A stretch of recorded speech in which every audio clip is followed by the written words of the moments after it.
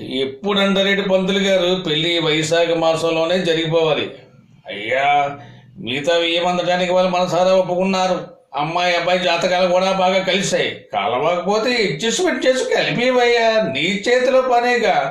ఎవరికండి పెళ్లి సంబంధం మాట్లాడుతున్నారు? నీకు చాలండి, సరే నాకనుకున్నావా? ఇంట్లో వయసు వచ్చిన ఆడపిల్లను పెట్టుకొని పెళ్ళి ఎవరికైనా అడుగుతున్నావు? అసలు నీకు బుద్ధి ఉందా? సావిత్రి పెళ్లి చేసుకుంటుంది. దానికి ఇష్టం లేదంట. దానికి ఇష్టం లేదా, లేదా నీకు ఇష్టం లేక దాని మీద పెడుతున్నావా?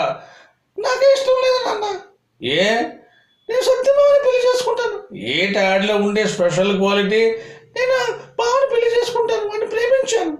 ఆహా, అంతే కదా, అడ్వాన్స్ ఏం అయిపోలేదు కదా. అయినా ఒకరిని ప్రేమించి మరొకరిని పెళ్లి చేసుకున్నంత మాత్రాన నీ పతివ్రత క్వాలిటీకి ఏం భంగం కలగదు. కానీ చిన్న లిటికేషన్ ఉంది.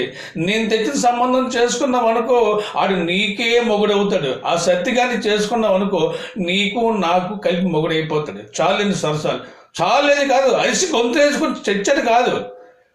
పిచ్చి పిచ్చి యాసలు వేసారంటే మక్కలు ఎరగొట్టి తాళి కట్టించేస్తాను. ఓన్లీ అదేదో చిన్నపిల్ల చిన్న చిన్న చెత్త సినిమాలు చూసి చిన్న చిన్న సీరియల్ చదివి అదేదో పిచ్చి పిచ్చి వాతలు వాగుతుంది. 25 సంవత్సరాలు కాపురం చేస్తే నీ బతికేట్ అయిపోయింది. పిచ్చి పిచ్చి అసలు వేస్తున్నారా?